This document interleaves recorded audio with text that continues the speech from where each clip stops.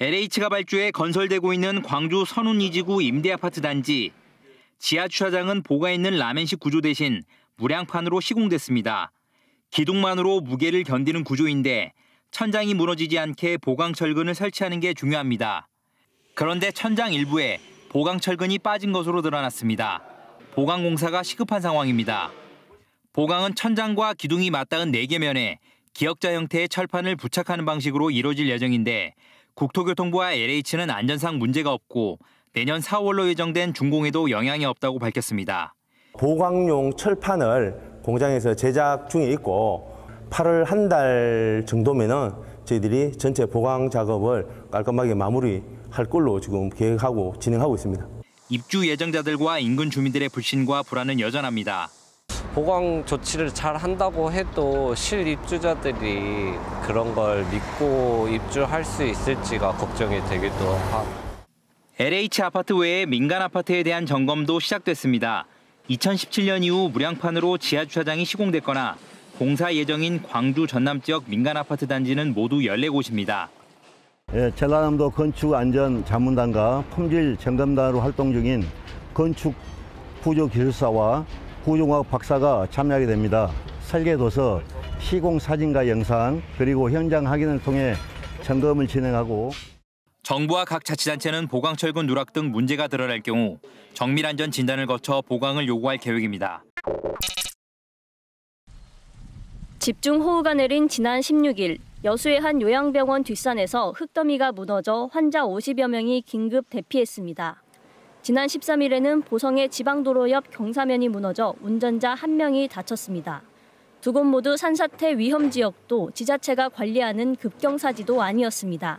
기후변화 때문에 강우량이 더 빈번해졌고 더 심하게 내려오고 있잖아요. 관련된 내용들을 실태조사를 더 정비할 필요는 충분히 있습니다. 정부나 지자체에서 주기적으로 점검하고 관리하는 경사면은 안전할까? 광주시와 전남도는 규모가 큰 사면을 급경사지로 분류하고 주기적으로 안전 진단을 합니다.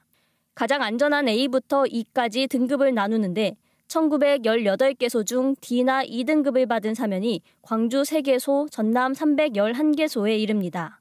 높이 7m, 지어진 지 30년이 넘은 아파트 옹벽입니다. 이 옹벽은 안전진단에서 붕괴 위험이 높은 D등급을 받았습니다.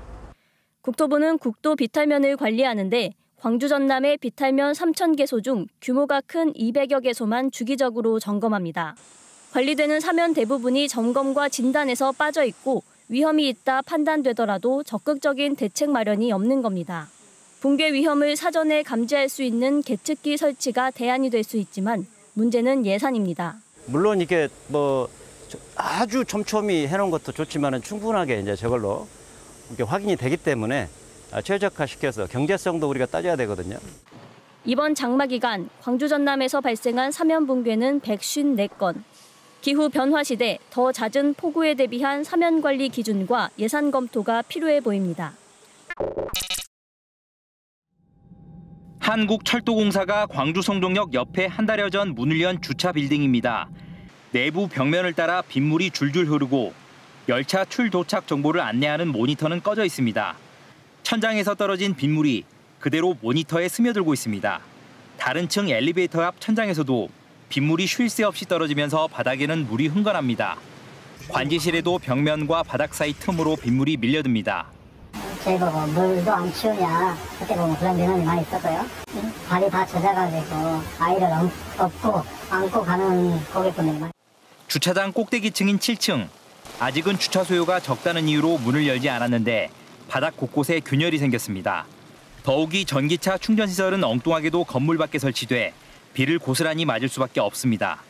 충전시설에는 우천시 사용을 금지한다는 안내 문구가 있습니다. 곳곳이 부실한 이 주차 타워를 짓는 데 390억 원가량 들어갔습니다. 사정이 이런데도 주차비는 하루 기준 15,000원으로 기존 노상 주차장에 비해 50%나 올랐습니다. 물 웅덩이가 있고 지금 비도 많이 와서 도로에서도 많이 미끄러지는데 주차장에서까지 조금 미끄러지는 게 조금 불안하기도 했던. 이에 대해 한국철도공사는 철골 구조의 일부 이음매 부분에서 누수가 발생해 하자 보수를 진행할 계획이라고 밝혔습니다. 또 전기차 충전시설은 운영업체가 정해지면 비를 막을 수 있는 조치를 하겠다고 해명했습니다. 공사 중 외벽이 무너지면서 노동자 6명이 숨진 광주 화정 아이파크 붕괴 사고. 국토부가 사실상 등록 말소까지 요청하면서 시공사인 현대산업개발은 전면 철거를 결정했습니다. 공정률 68%, 구조물로는 다 지어진 39층 높이의 아파트를 해체하는 유례없는 작업. 준비에 1년 3개월이 걸리고 며칠 뒤면 철거가 시작됩니다.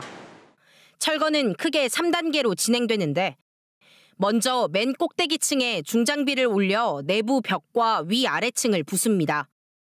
이후 단단한 중간 기둥과 중심벽은 다이아몬드가 박힌 줄톱으로 잘라냅니다.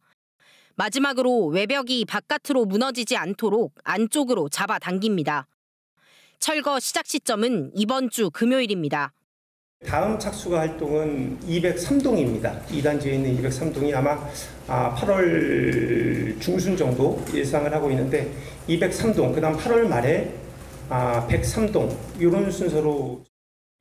제 뒤로 보시는 것처럼 붕괴 사고가 난 201동 건물도 낙하물과 비산먼지 등을 막아주는 패널이 설치되고 있는데요. 해체 공사는 다음 달 중순부터 시작될 예정입니다.